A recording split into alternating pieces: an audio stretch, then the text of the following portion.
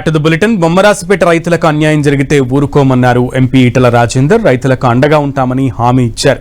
బొమ్మరాసిపేట రైతులకు మద్దతు తెలిపిన ఈటల రాజేందర్ 30 ఏళ్ల కింద కొన్న భూముల్ని నిషేధిత జాబితాలో ఎలా పెడతారని ప్రశ్నించారు.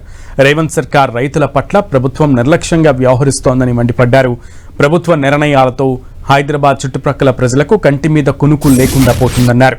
పాలకుల ద్రోహాన్ని ప్రజలు మర్చిపోరని, ప్రజల జీవితాలతో చెలగాటమాడితే తిరుగుబాటు తప్పదని హెచ్చరించారు ఈటల. అవినీతి అధికారులకు ఎప్పటికైనా శిక్ష తప్పదంటూ వార్నింగ్ ఇచ్చారు.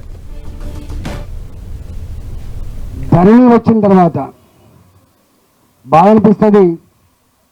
ధరణి వచ్చిన తర్వాత కొన్ని లక్షల ఎకరాల భూములు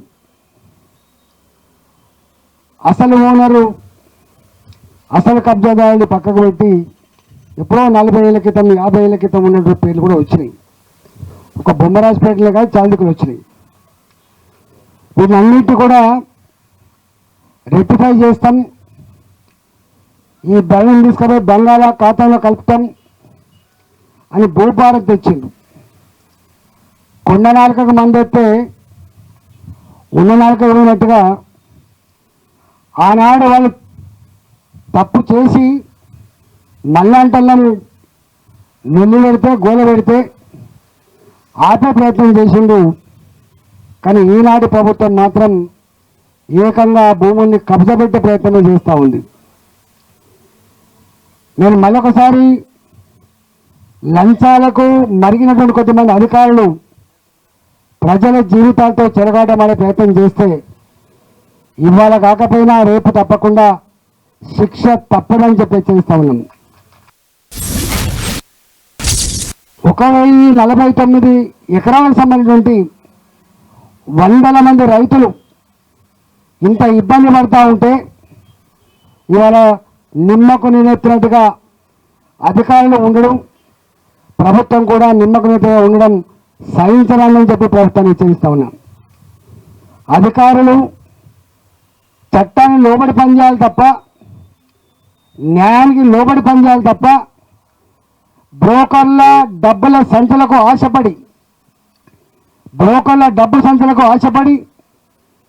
బాసుల ఆదేశాలే శిరోధార్యంగా భావించి రైతుల కళలో మట్టి కొట్టే ప్రయత్నం చేస్తే గతంలో ఐఏఎస్ ఆఫీసర్ ఎట్లయితే జైల్లో పోయిందో మీ బతుకులు కూడా అట్నే అవుతాయని చెప్పి హెచ్చరిస్తా ఉన్నాం. గతంలో కూడా ముఖ్యమంత్రుల ఆదేశాలైతే పనిచేసిన అధికారులు ఎట్లా జైల్లో పోయినా మీకు గుర్తు రావాలి. ఇవాళ కూడా నేను హెచ్చరిస్తా ఉన్నా, ప్రభుత్వాలు శాశ్వతంగా ఉంటాయి, పార్టీలు మారుతాయి తప్ప ప్రభుత్వాలు మారవు. కలెక్టర్ అనే వ్యక్తి ఓ ప్రభుత్వ అధికారి 30-35 ఏళ్ళు అధికారులు ఉంటారు. ఎవరు ఉన్నా లేకపోయినా ఓ చట్టం ఉంటుంది, ఓ సిస్టమ్ ఉంటుంది. సిస్టాన్ని చట్టాన్ని మర్చిపోయి కనుక మీరు ప్రవర్తిస్తే ప్రజాస్వామ్యంలో ఇవాళ తప్పుకొని ఉండొచ్చు, కానీ రేపు మాత్రం తప్పించుకునే ప్రయత్నం ఉండదు అని చెప్పి హెచ్చరిస్తా ఉన్నా. ఈ రేవంత్ రెడ్డి సర్కార్ వచ్చిన తర్వాత ఏ పేదల భూములైతే అవి అసైన్మెంట్ భూములు కావచ్చు, మాన్యాల రూపంలో వచ్చిన భూములు కావచ్చు, దొరలతో కొట్లాడి తెచ్చుకున్న భూములు కావచ్చు, దొరల దగ్గర ఎట్టి చేసి సంపాదించుకున్న భూములు కావచ్చు, ఆ భూములన్నీ కూడా మళ్ళీ వాళ్ళకు పాస్ పుస్తకాలు వస్తాయి, వాళ్ళకు మళ్ళీ టైటిల్స్ వస్తాయని చెప్పి భావించినాం. కానీ ఇవాళకి కూడా ఎక్కడేసం అక్కడనే ఉంది. ఆనాటి ప్రభుత్వం ఏమో 2 జిల్లాల కలెక్టర్ల మీద కబ్జా పెడితే ఇవాళ ప్రభుత్వం 8 జిల్లాల కలెక్టర్ల మీద అజమాయిషి పెట్టింది.